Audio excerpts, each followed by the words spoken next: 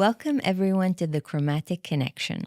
Today we have a very special guest who is very dear to my heart and also an idol to me. She comes from a legacy of doctors and has pioneered in her own right to create a standing for herself and also give a very positive and ethical approach to plastic surgery.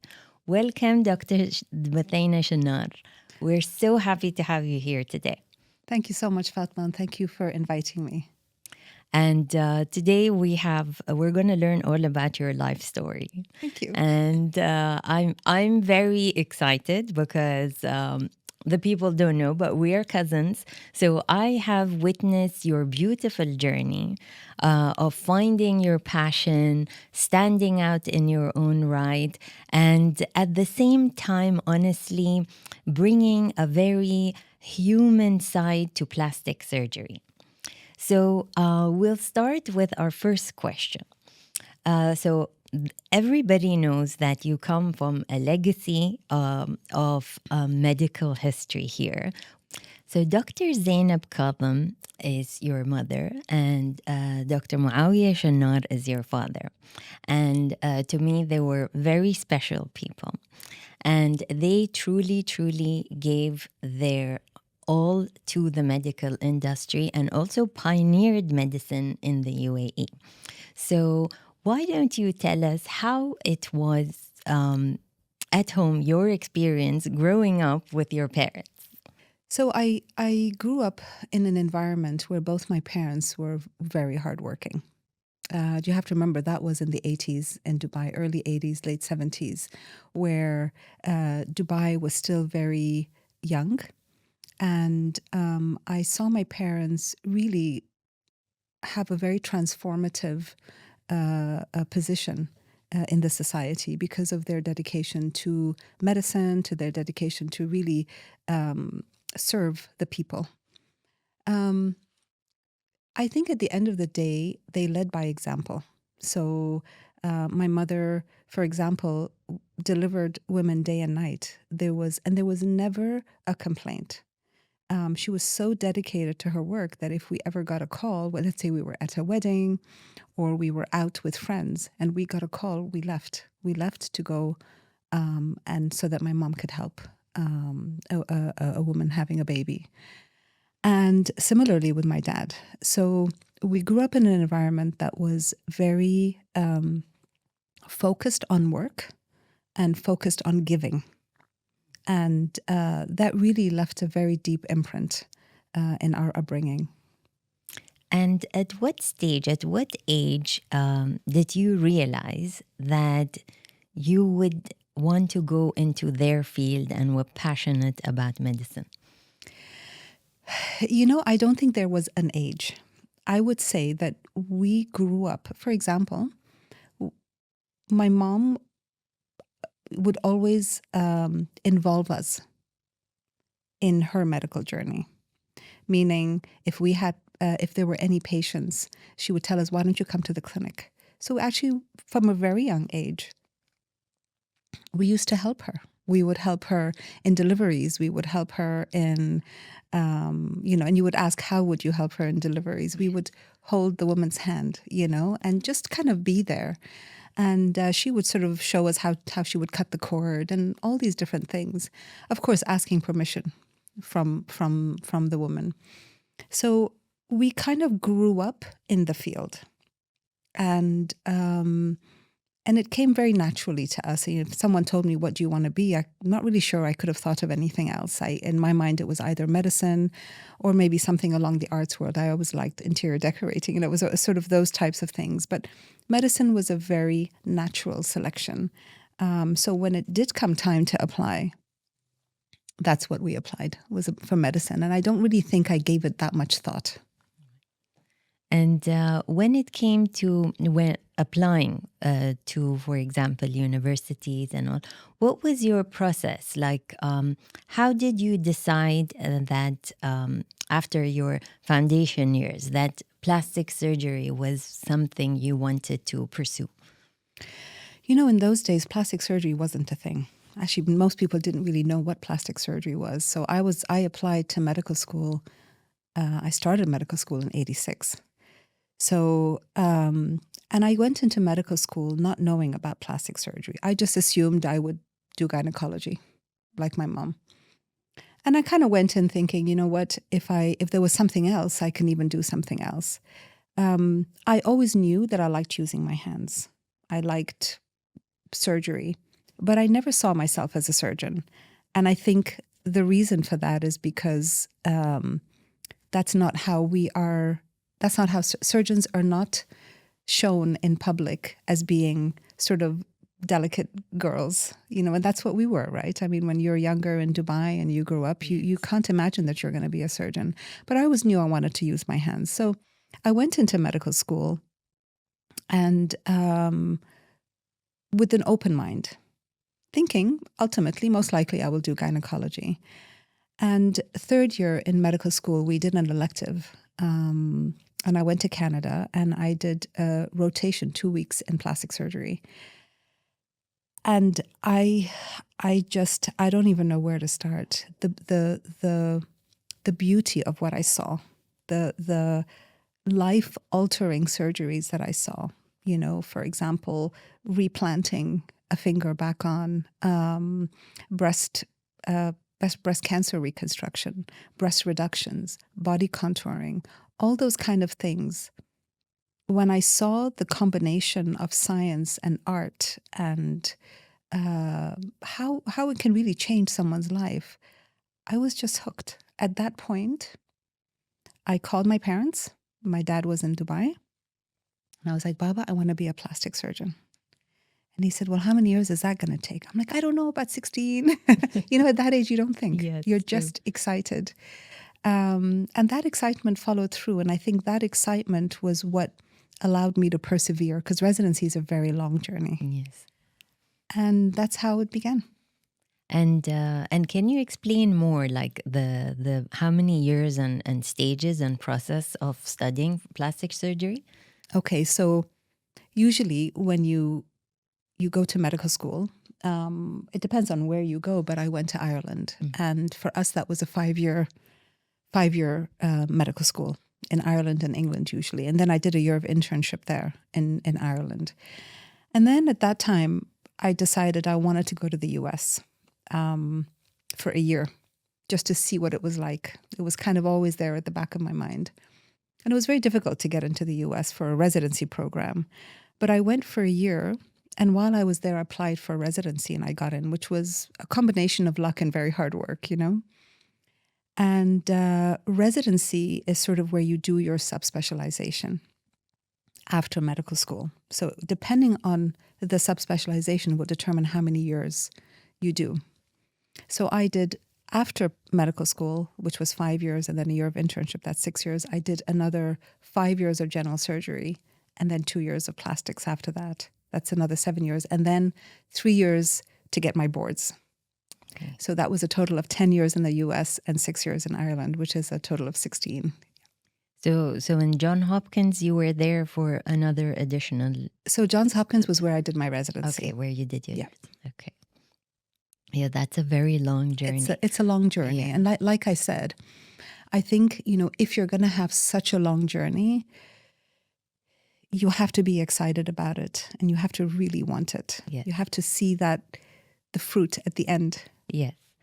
Absolutely. I'm a true believer that when you are passionate about what you do, it is not a job or a career. Yes. It's something that gives you your livelihood when you wake up every day. The spark, exactly. Yes. That is the spark. And I had a question when going back to when you told your father that you wanted to do this and it would take another 10 years. This is very much out of the box from our family legacy, because both of us come from the Kadam family, who are like a whole legacy of medicine. And you are the only plastic surgeon Yes. from the family.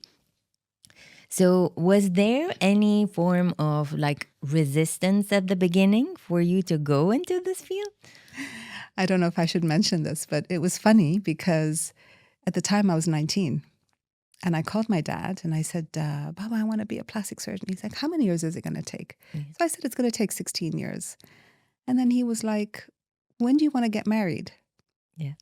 And I never thought about that at the time. I was so excited Yeah. to do that.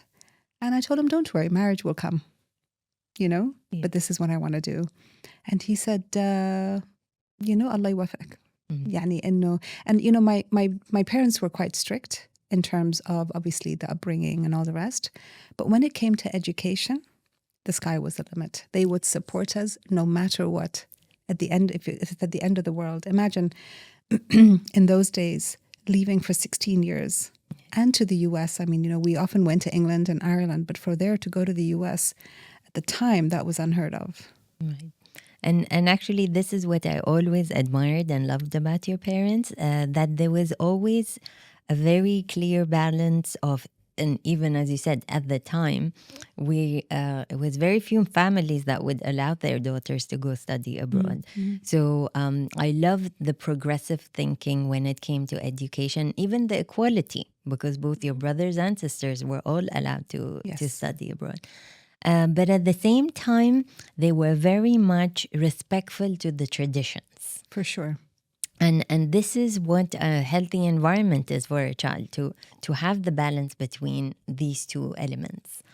So it's very interesting that after this long journey, and also I would say standing up for your passion and giving this dedicated life, when you came back to Dubai, and actually my first question is, how did you decide that after all of this, you didn't want to, like, for example, continue abroad, like continue in the US, and you wanted to come back and work back in Dubai?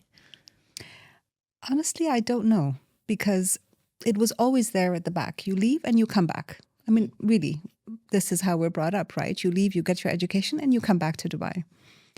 And, I graduated in 99, and everyone in the residency was like, what are you going to do now?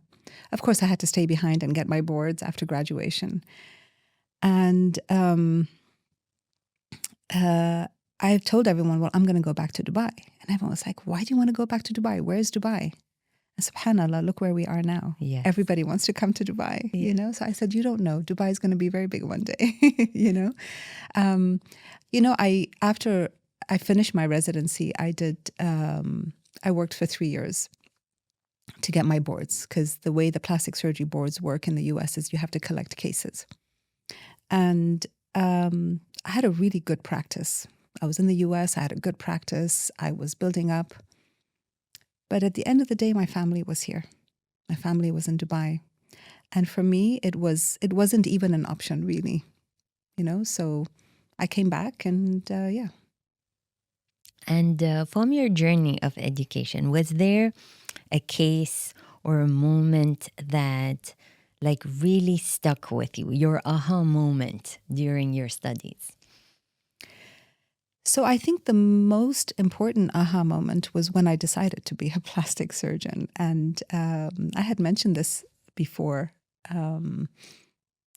that I was in a case where the surgeon was doing a breast reduction and the breast was all open. And the way he put it back together was just so artistic. Well, I love to paint. I love art. I love beauty. I love things sort of looking nice. And, in plastic surgery, you have it right in front of you. You have the before and after. So imagine operating every day and you see a before and after every single day. It's really quite satisfying, Yes. So the aha moment was probably the day that I decided to do plastics, and there was no turning back, was that one surgery where I saw a breast reduction. But at the same time, while I was there, I also witnessed sort of, when like replants, when sticking fingers back on under the microscope, if you have trauma, facial traumas, things like that were not just cosmetic, but also reconstructive. And I think during that period, when I was still deciding, all these cases kind of came up to the point that it was just so me, that I knew that this is the journey that I had to take. Right. And I think also your passion for, as you said, aesthetics and beauty is truly actually the foundation of why you probably got Yeah, into and I think it's a combination of everything, Yes. because it's a combination. I think I would probably summarize plastic surgery as a combination, definitely science, right? You've got the surgery, you've got the medicine. There's definitely a lot of art involved, and there's a lot of psychology. So it's really such a nice balance of all of them, where you're having to use and dancing between these different concepts, Right. for every patient that you see. That makes it so interesting. Very interesting. And now we move on to when you moved back to Dubai. So how did your career journey start there, moving back? So when I moved back, I moved to Khalifa Hospital in Abu Dhabi. At the time, it was run by the Canadians, and it was a system I was familiar with, of course, because I just come from the US. And I always knew in the back of my mind that I wanted to start my practice. I knew I was going to have my own clinic. I envisioned it. I envisioned it when I was doing my A-levels, that I would one day have my own clinic. And thank God that manifested. But I came back, spent a couple of years in Abu Dhabi, in Khalifa Hospital, and basically got to reconnect with the culture and reconnect with everything around me. Being away for 16 years, it really changes you. So coming back, reconnecting, and at that point, I decided I was going to come back to Dubai and come home and set up my clinic, which is what I did. And how long did you work in Khalifa Hospital till you created 2 years. 2 years. Yeah, Khalifa Hospital 2 years, and then I set up my clinic. And in 2005, end of 2005, beginning of 2006, and we just celebrated our 20th year anniversary. MashaAllah. Amazing, amazing. And can you tell us the process of the first day that you started developing your clinic? Walk us through the process. I'm sure it must have been very interesting. So I'll start when I had the space, and everybody was, clinic has to be white, it has to be sterile looking, it has to be very basic.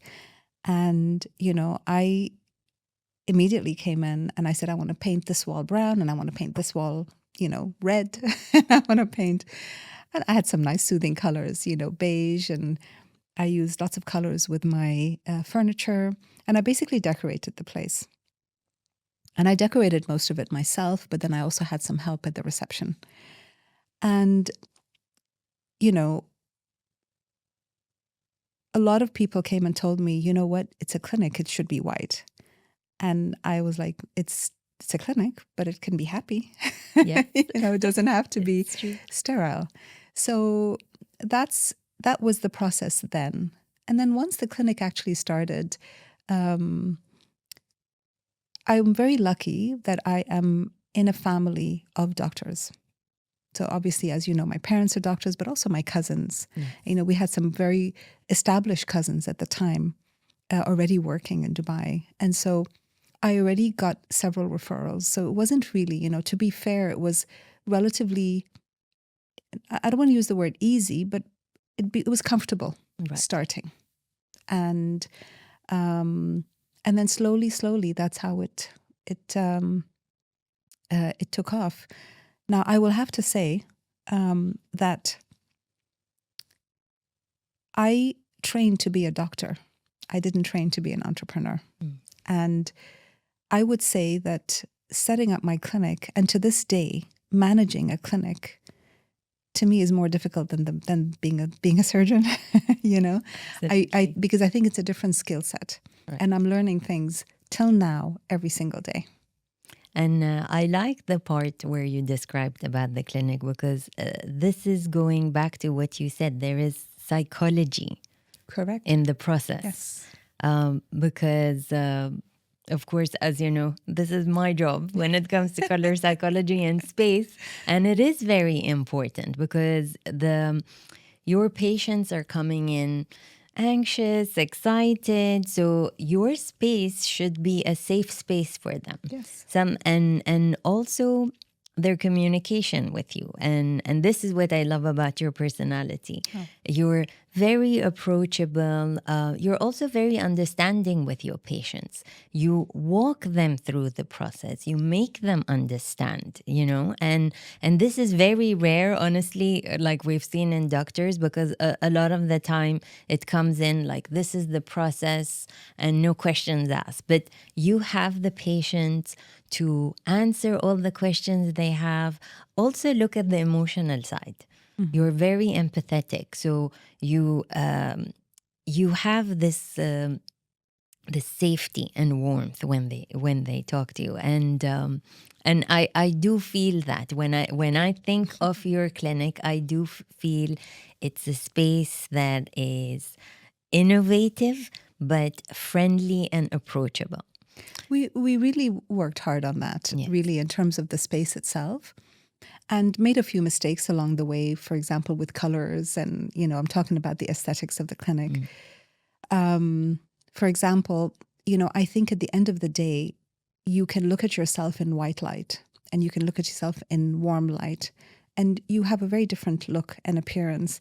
And I think, when it comes to lighting and the color that you're surrounded with and the comfort of the way the furniture is placed so that the patient doesn't feel exposed.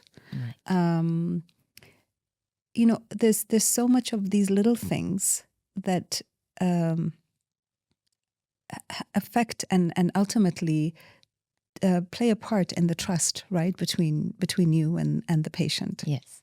And I always say that different specialties have different personality traits. For example, plastic surgeons, they tend to be, and I'm speaking as a very general term, but plastic surgeons tend to be very methodical and very organized, because the incision that you make now will affect the third stage of your surgery. For example, plastic surgery has, for example, breast reconstruction. Sometimes it's not just one surgery, it's 2 or 3 surgeries.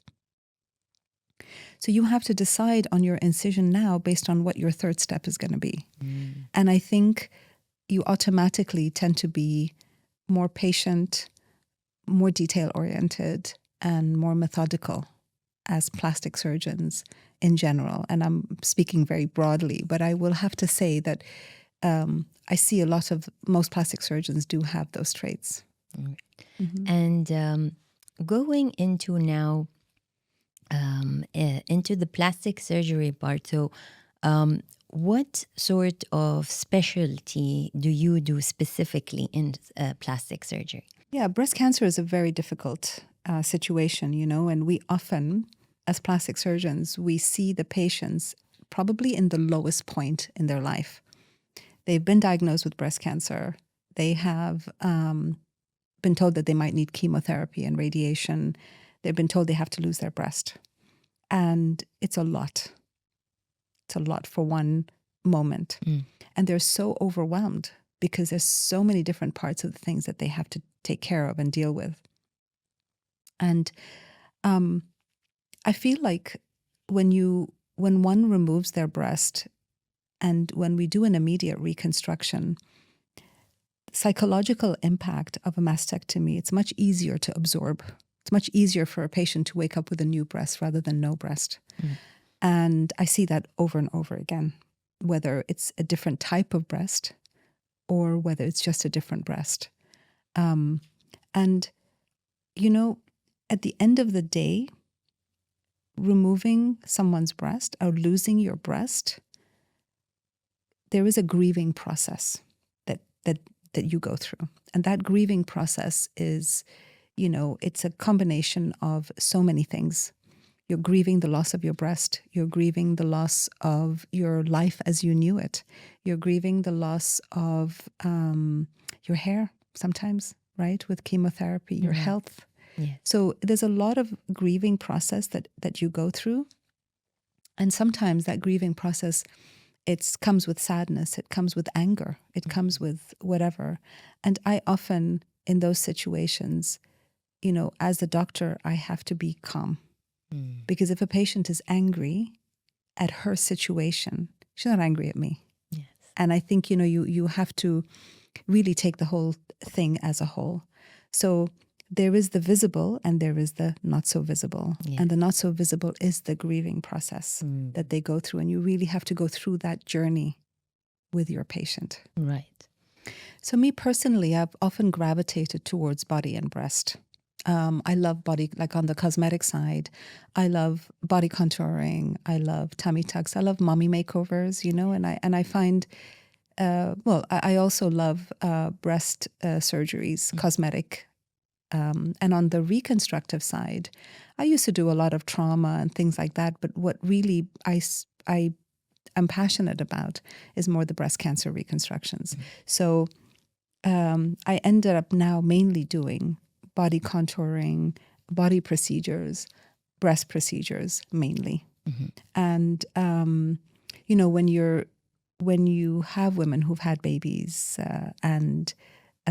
or you have someone who's not happy with the way they look, these procedures are really quite transformative. Yeah. And you mentioned about the mommy makeovers. I'm sure that's very popular. Yeah. But I would like to discuss, like, for example, when a woman comes to you and says that I want a mommy makeover, can you walk us through the process of at what stage do you think she needs it? And also from the psychology side, as you said, like how a person sees themselves initially, and when you walk them through the process of what's needed, and then after they've done the surgery and they look at themselves psychologically, how does that affect them? So if you can give us an example, walk us through a patient who comes for a mommy makeover, and how would you walk her through this process? It's a very interesting question. And there are so many nuances and details to that question itself.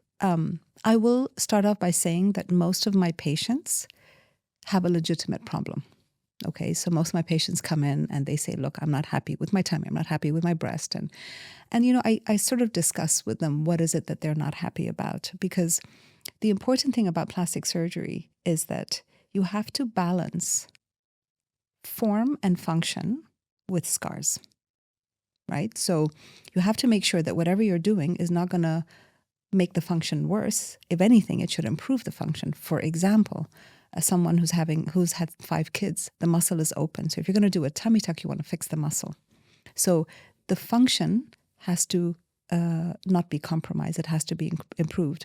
Someone who has a very big breast and is not married and wants to breastfeed in the future, if you're going to do a breast reduction, you may affect breastfeeding. That's compromising the function. So you have to always think about the function first. Decide with the patient what area bothers them the most, what can be done about it in plastic surgery, and what scars they will end up with. And I say that is very important because depending on your skin type, you will scar differently. You can have women who you can barely see the scar, and the same stitching performed on somebody else, and the scar is very thick and very evident. So during the consultation process, I often ask patients, do they have other scars, like a C-section scar, for example, or if they've had any other surgeries? Because based on that scar, you can then determine how they're going to scar from your surgery. And if they scar well, then, okay, let's just do the breast and let's do the tummy and all the rest of it. But if they scar badly, if someone has an okay breast, it's all in perspective, but is it worth putting a bad scar on that, even if you're going to change the shape and make the shape nicer? Right.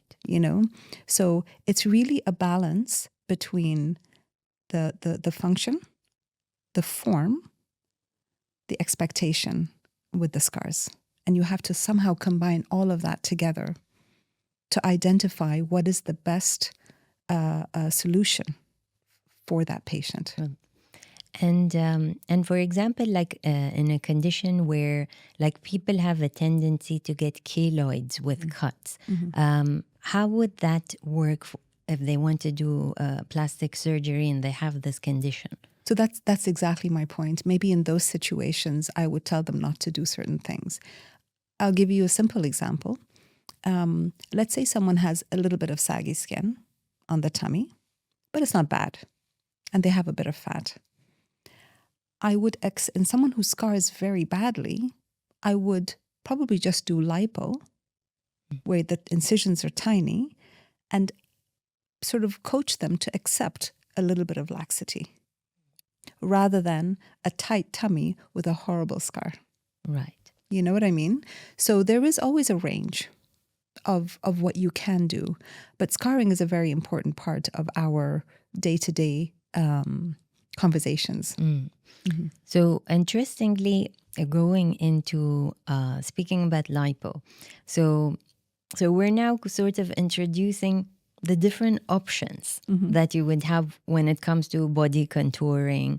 And in the case of lipo, so can you talk us through what are the different types of lipo and like who's a candidate for each one?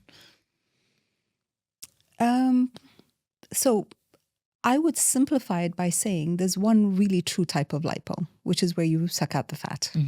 Now, you can add things to that. You can use different machines to that. But the actual procedure is the same. What is the procedure? You introduce fluid first, and that fluid has medications in it, like numbing medicine. It has adrenaline in it, which prevents bleeding, certain things, little concoctions that we add. And once we introduce the fluid, usually through a tiny incision, you can then just take the cannula and suction. Now, sometimes there are different types of cannula. For example, one of the ones that I like to use is what's called a power assisted, where instead of really pushing to try to get the fat out, it vibrates by itself and just sucks it out with a lot less trauma. Now, that's the basic liposuction. And then there are machines that you can add to it to improve certain functions. For example, the Vaser. It's an ultrasound device that melts the fat and produces heat to create tightening. You still do the lipo with it. Right.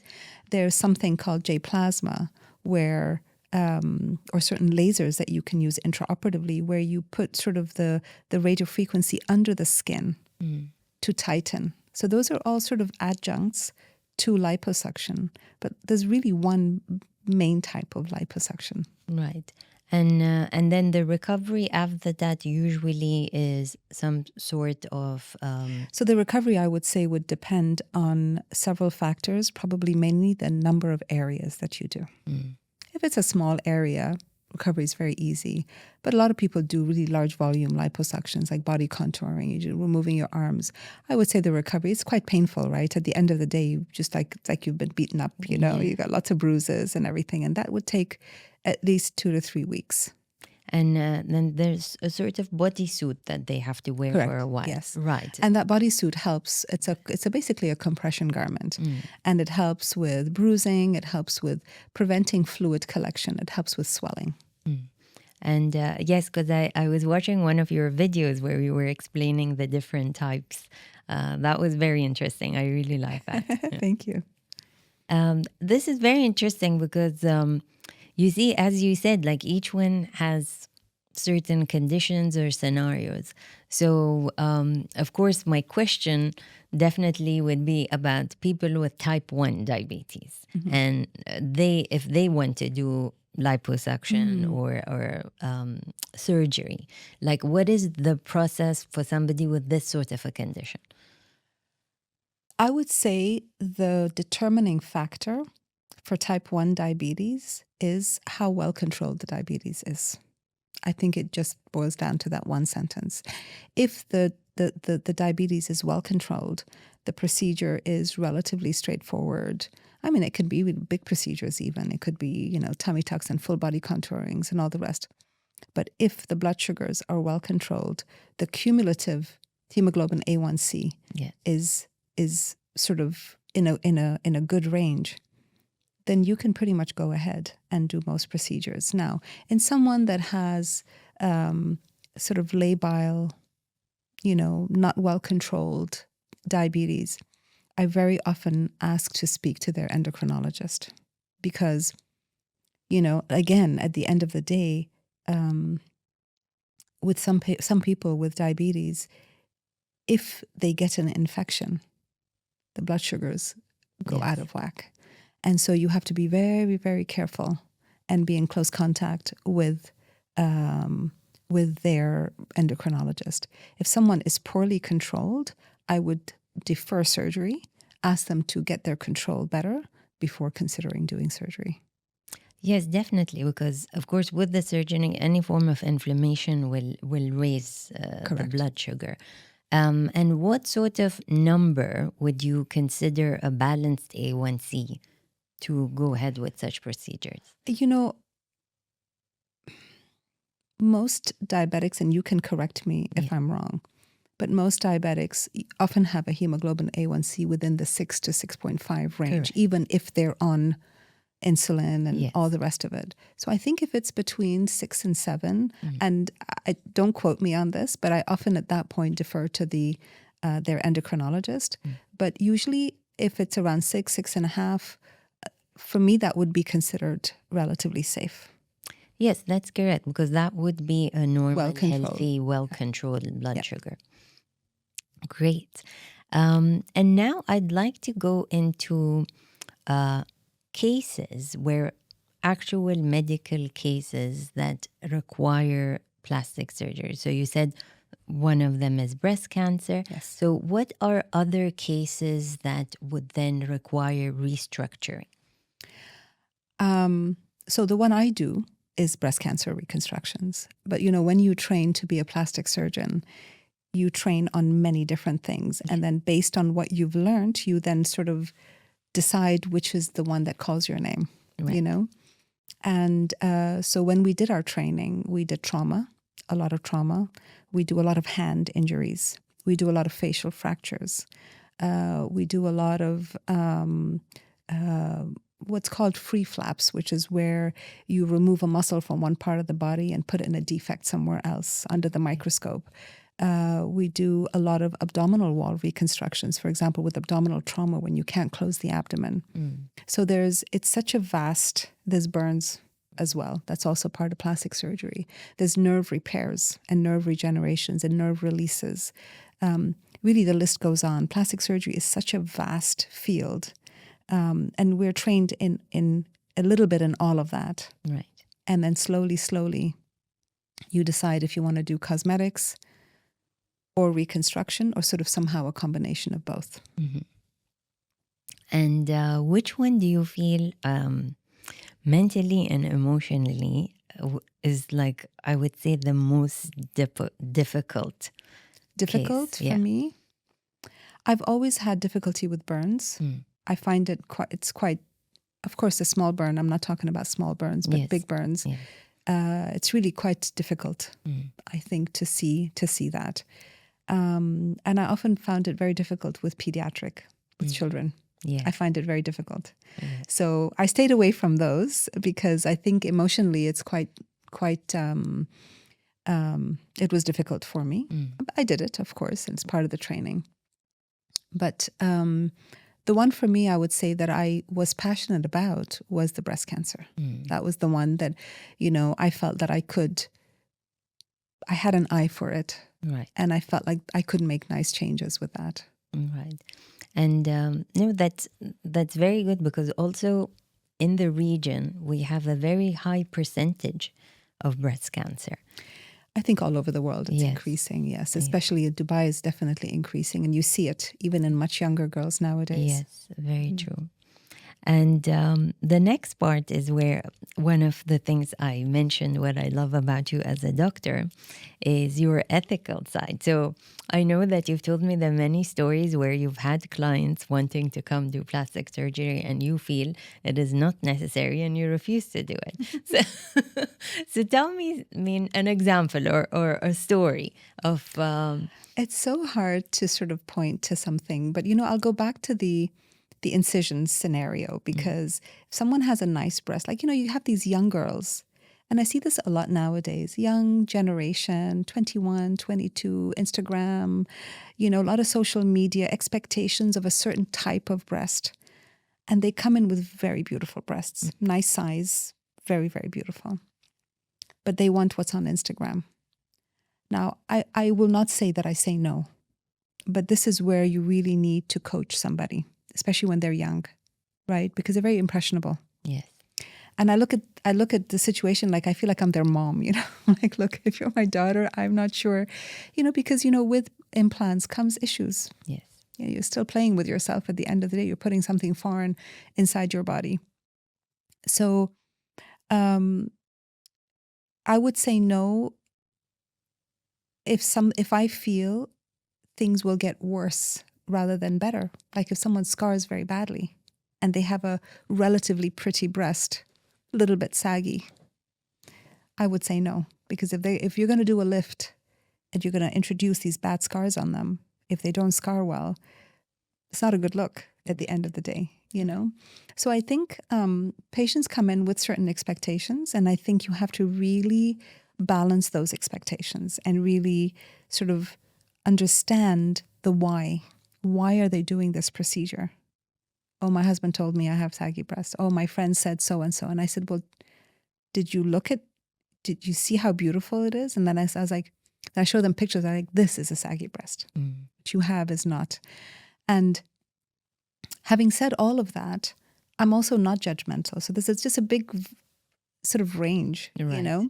So you have a young girl and she's so self-conscious with her body. And it's not my place to tell her, look, your thighs are not big. You understand? Yeah. Now, if I think I can improve it, I will go ahead with it. Right.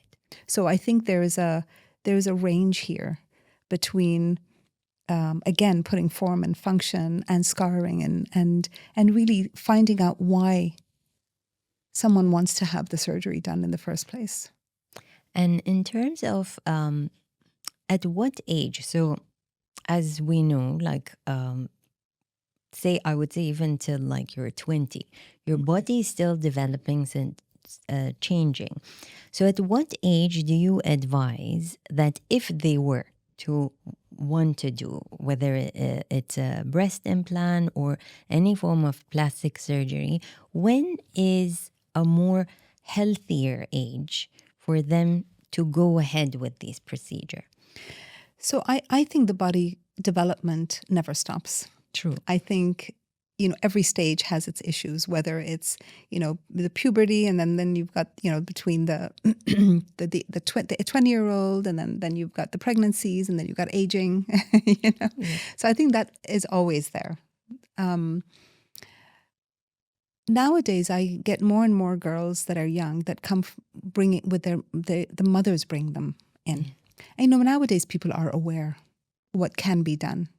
You know, when we were growing up, you'd never think about getting an implant, you know, because it's just not what was out there. Mm-hmm. But now that's all very well known and very, you know, the plastic surgery world is so well studied, especially with the younger generation. So, for example, I had a patient, a mom who I did a breast implant, and she was 45 actually at the time. And she said, and she was very flat chested, and she said, oh my goodness, this has changed my life. And she brought me her daughter when she was 17. And she basically said, my daughter's about to go to university. Why does she have to wait until she's 40 to put the implants in? I saw how it changed my life. And she basically had an open discussion with her daughter, who was so self-conscious actually about her breasts. So, you know, in this scenario, you know, is there really an age? Obviously, you want the breast to have developed. I'm getting a lot of moms who bring their kids in that window between finishing high school and going to university. And in that summer break before going to university, a lot of girls with very big breasts that they can't exercise, they can't wear anything, and they come in for a breast reduction before they go to university. So there is that stage. I have another story of a very, very, very sweet girl. She was 15. And this was 20 years ago when I was still doing rhinoplasties. I've kind of zoned out and doing mainly more body work after that. But she was living in England and she had a big nose, Iranian origin. Yeah. And when I looked at her, as for Arabs, this is not considered big. Everybody here has a big nose. But for her, living in London, it was quite a disaster, and it affected her grades. She had no friends. She wouldn't speak out loud in class. She always sat at the back of the class, and she was only 15. Okay. And you can argue to say that maybe the nose hasn't developed and everything, but I accepted to do the surgery at the age of 15, and it transformed her life. I mean, I still have the letter. This is 20 years ago. The letter from the girl herself telling me that she's now the top of her class. She feels beautiful. She has friends. And in a way, it's sad that image impacts us so much. Yes.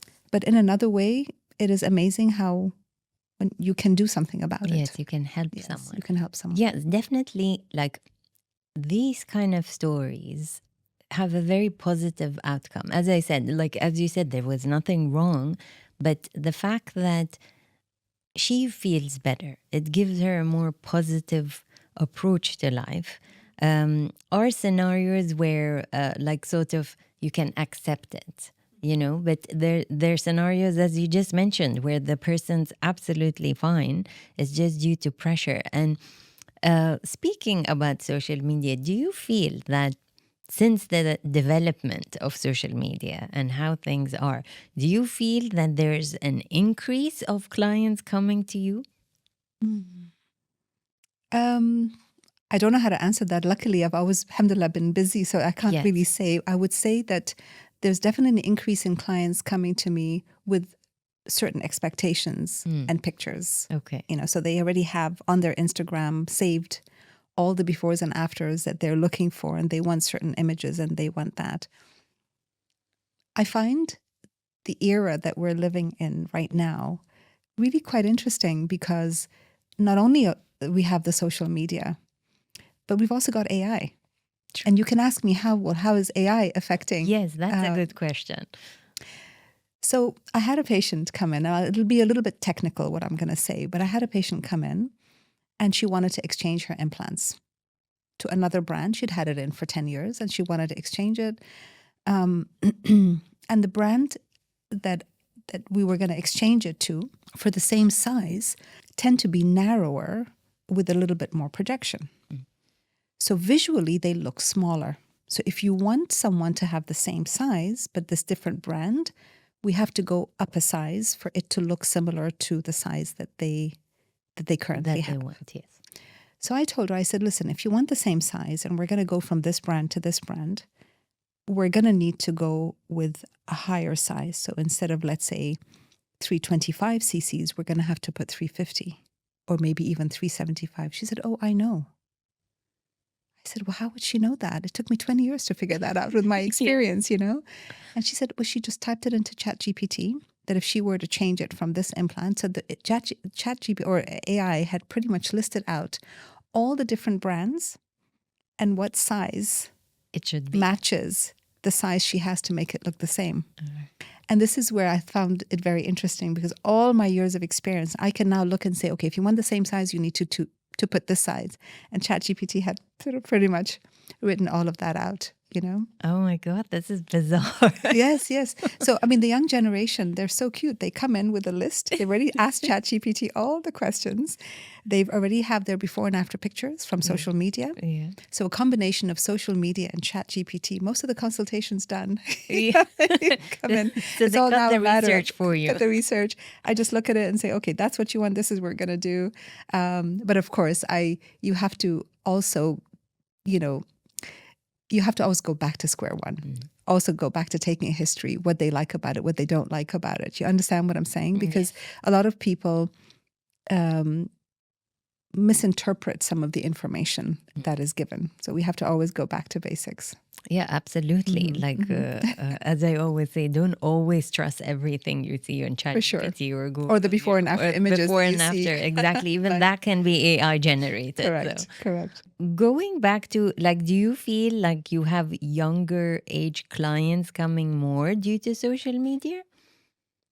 I have younger age clients coming by themselves. By themselves, okay. Before, if there's one statement I would make is before, the mother would always bring the young girls. Nowadays, girls are coming at 21 on their own, sometimes with their friends. Right. So people seem to be a little bit more confident and know what they want. Okay. And maybe are a little bit more Nigerian, they have Yes. Yeah. They The have courage. the You have to- courage. the They have more to do it. courage Yes. to come in. Right. But yeah. And also, I feel if they're in their 20s, also they're working. So they also have the money to pay for their own surgeries. So that's why the consent goes out the window. Yeah. Very interesting. Yeah, it's so interesting to see like the transition of like the outside environment and how it's affecting different industries also. Yes. And I think it's so important, regardless of what the changes are, to create a really strong bond and relationship with your patient. Because at the end of the day, they trust you, right? They're coming to you and they're trusting you with their body. It's a big responsibility. Right, exactly. And going into, I would say, let's talk about the fun parts of your job. What is it, the one thing that like brings you joy, or as I said, like the fun part, or maybe even funny stories you've had in your experience? Gosh, I think everything. So I would say, honestly, I find every part of it fun. Fun and challenging, obviously, depending on the situation. But probably the most exciting part for me is when I see a patient coming in for a tummy tuck. And then I see her 6 months later, after surgery. Surgery's finished, swelling's gone down. And she's coming for her follow-up, dressed up in the most amazing body-hugging outfit. The posture is different. The way she walks is different. Her spark is different. And I think that brings me a lot of joy. Because people assume that plastic surgery is, it's skin deep. It's superficial. It's if you're going to have a tummy tuck, well, why would you want to do that? Why don't you celebrate your stretch marks? Yes, for sure. If you want to do that, absolutely. Everybody to their own. But I don't judge people one way or another.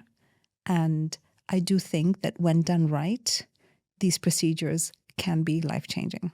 Right. And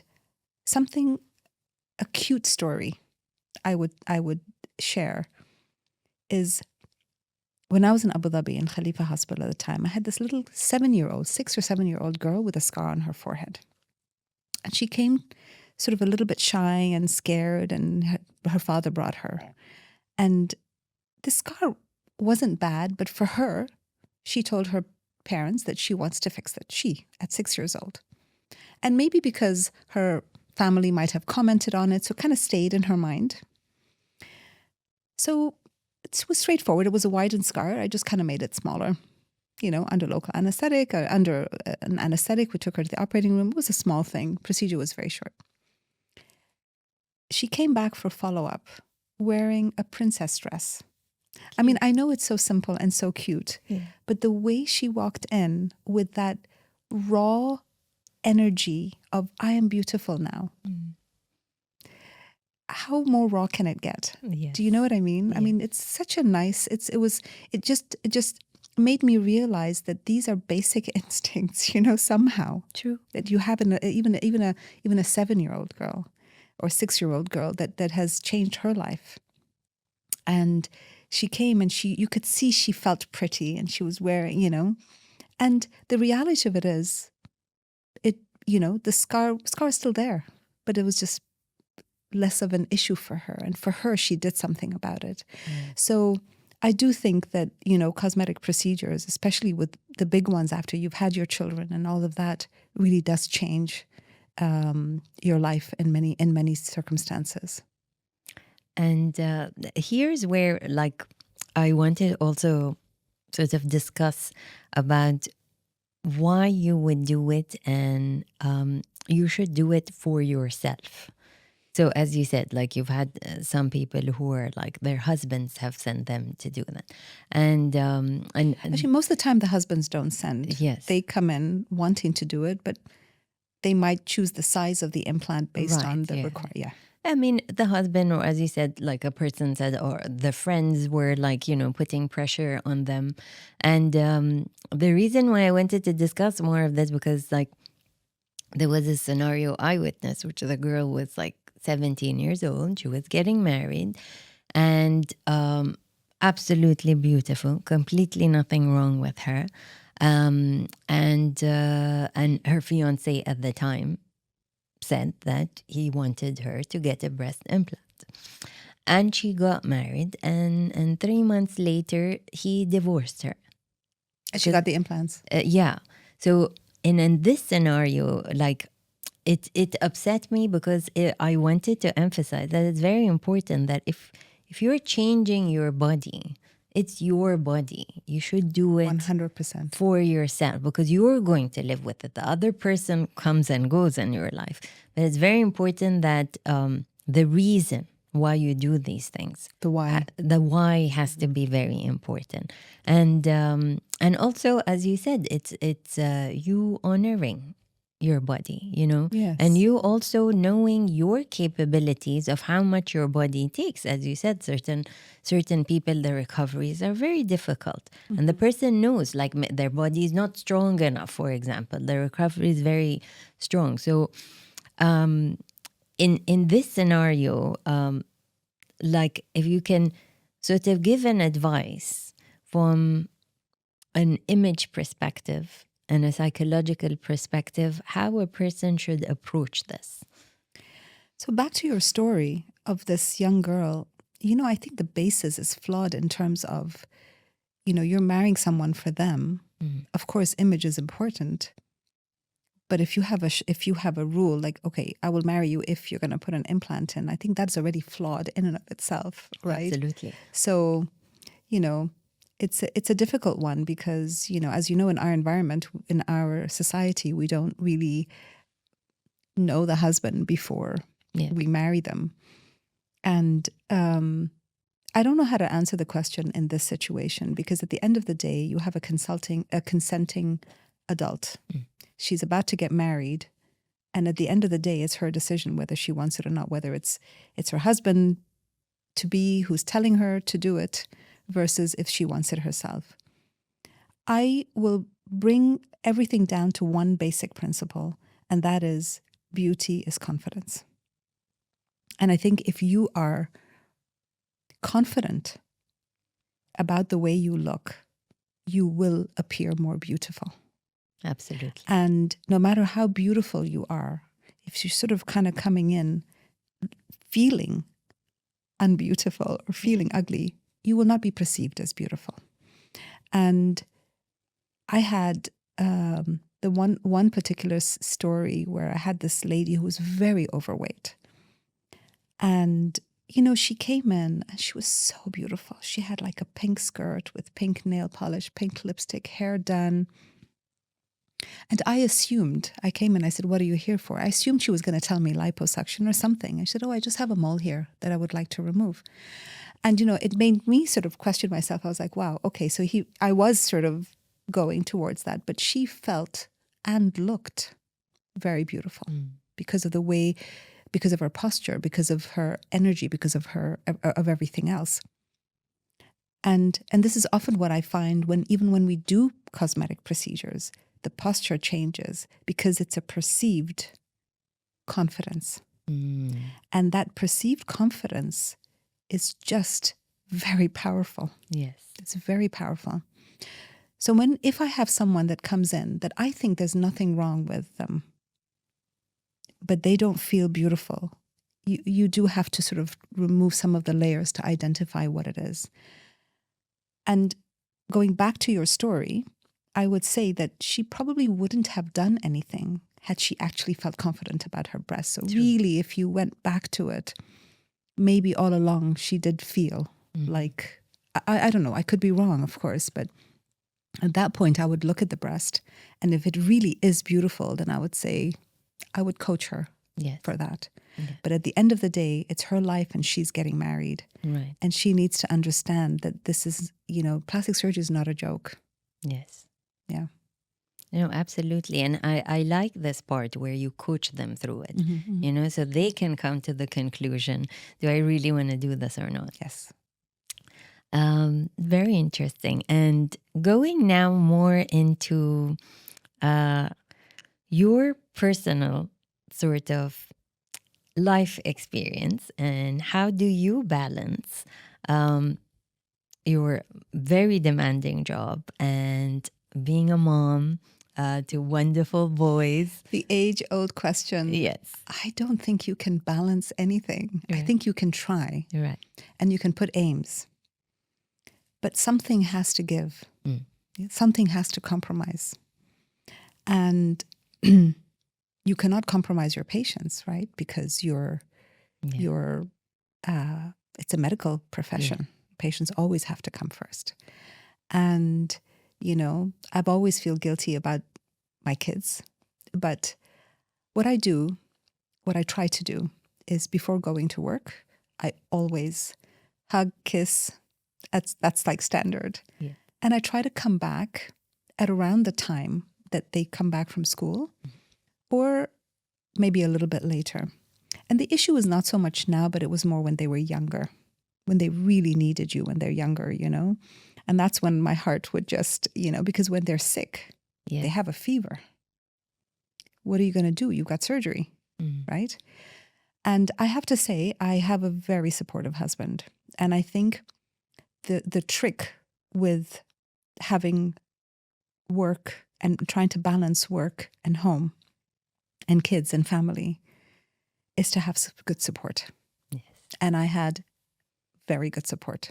I had a supportive husband, but I also had, supportive nanny. We had a situation, and of course, a supportive extended family. So I could always contact my sister. I would always contact, I find it very difficult for people who are alone, who have just, their child and there's no one else. Right. That is much more difficult. Yes. But if you're able to create a good support system, it can work.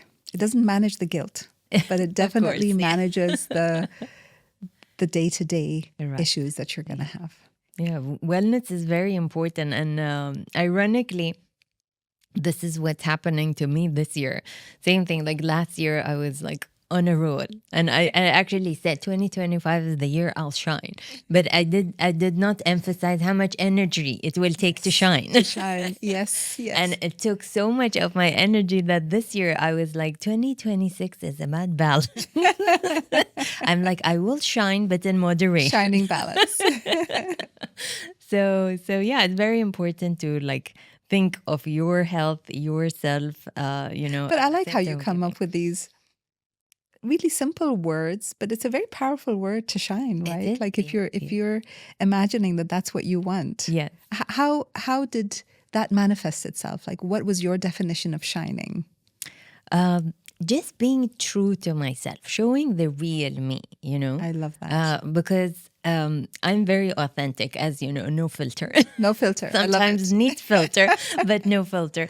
But I like to be real, and I like to share, I like to even share my struggles, because I feel there's always that like one person that will see that video and will change their life. Yes. And ironically, even starting the podcast with something I've never done before. And I started the podcast because I wanted to share stories. I wanted to share correct, knowledgeable information to people, because so much is like misinformation out there. So that's why, as you see, the podcast theme is always about a subject, a real story, but then where do you go from there? What is the right advice? What's the right steps? Because even with me, I'm about like, what's the problem? What's the solution? I don't like to just talk about the problem and then there's nothing there. You know what I mean? It's very, very structured. Yes. So to me, it was shining by being authentic, by sharing real stories that would help.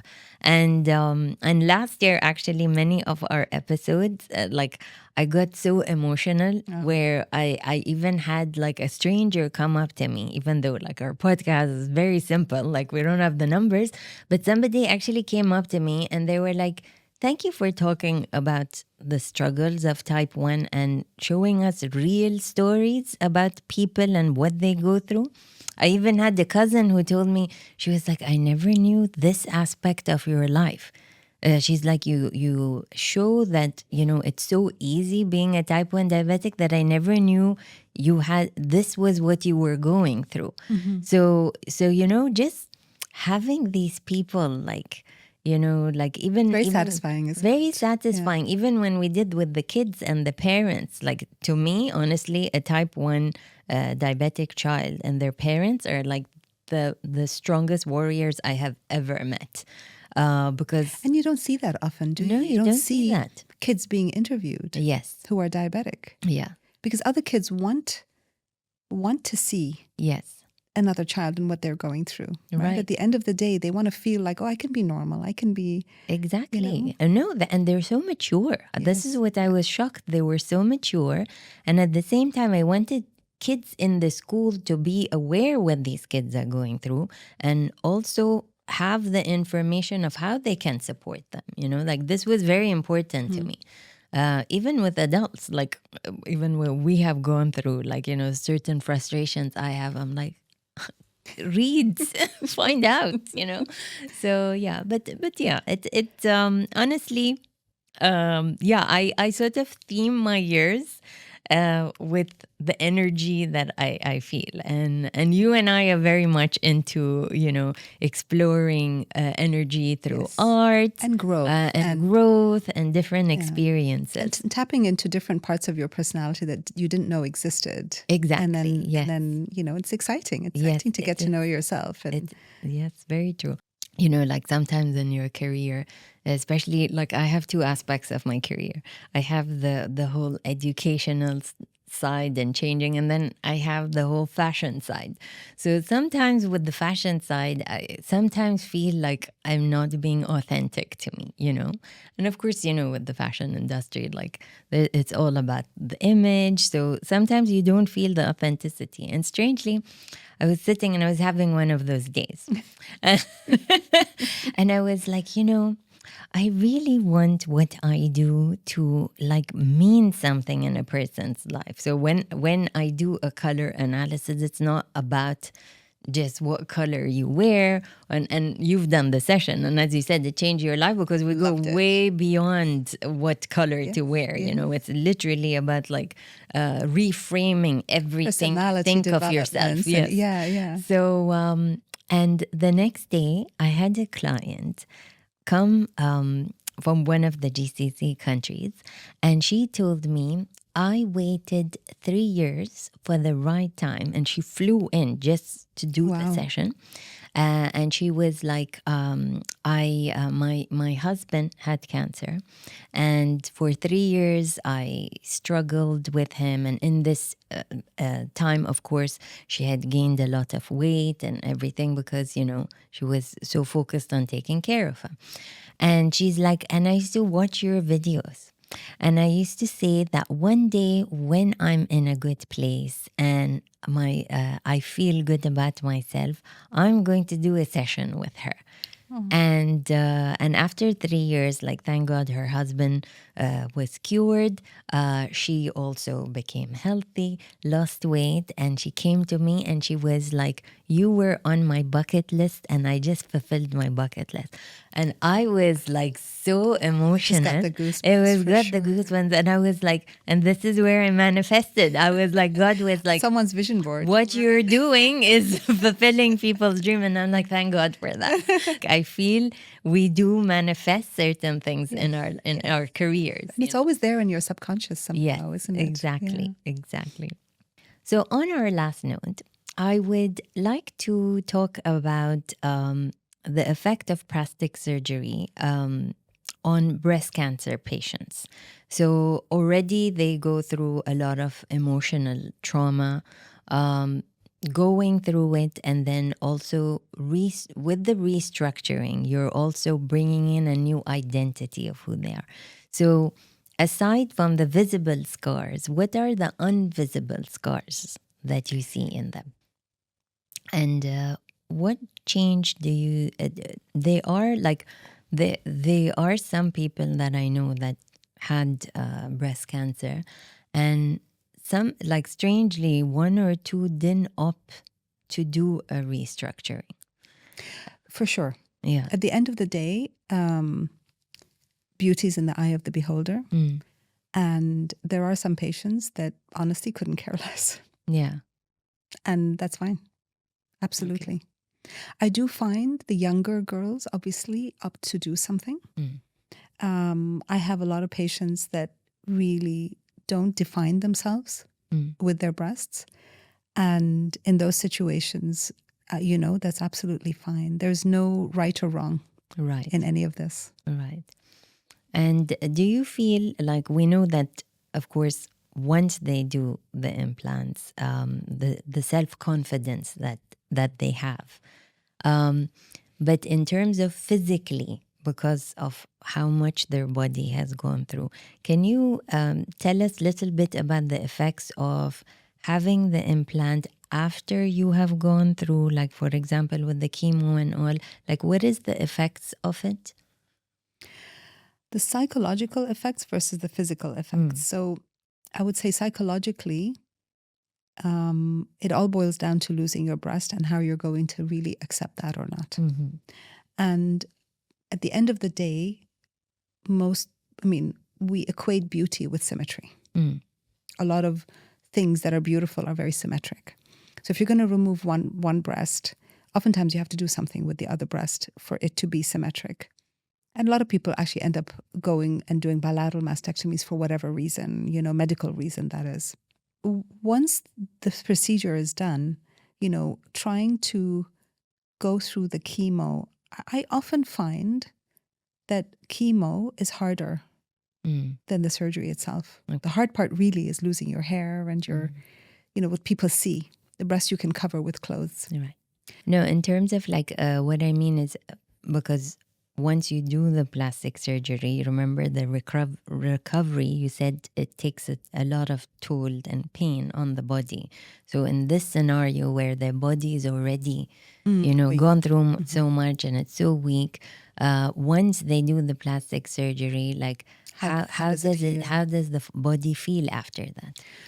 So, on the medical note, we don't perform any procedures unless the white count, like there has to be some element of recovery. So if some people get chemotherapy before the procedure and some people get chemotherapy after. If they're getting chemotherapy before, we usually wait at least a month or at least until the white count and the body recovers.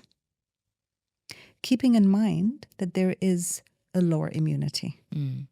Similarly, if they're going to get chemo after, again, we wait until the breast heals. Again, it's usually about a month afterwards to even start chemo. So you have to wait until the body heals yes, before you can start the chemo.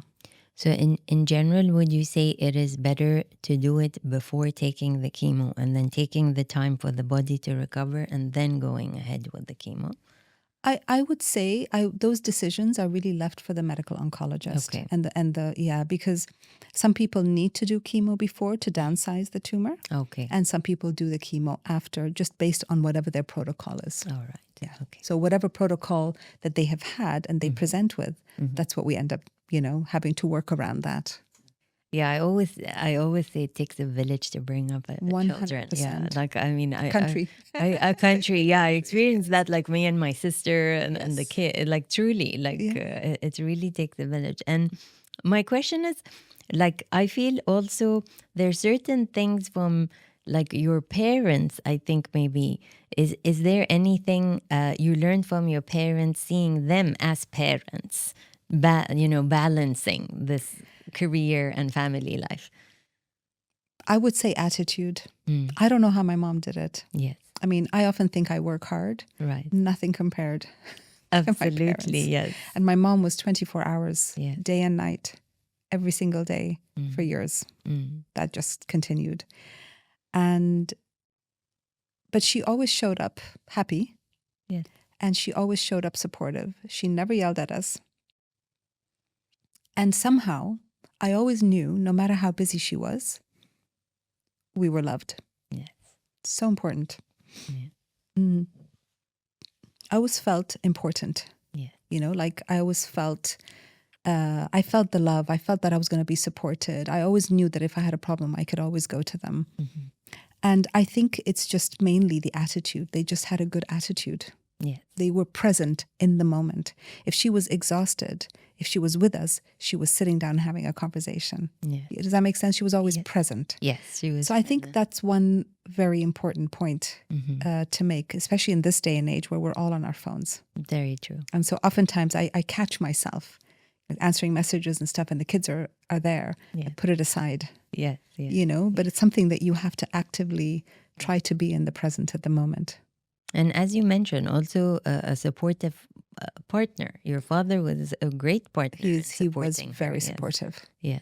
He was very supportive. And we were lucky also that our grandmother, Yes. My mom's mom and my dad's parents lived with us when we were growing up.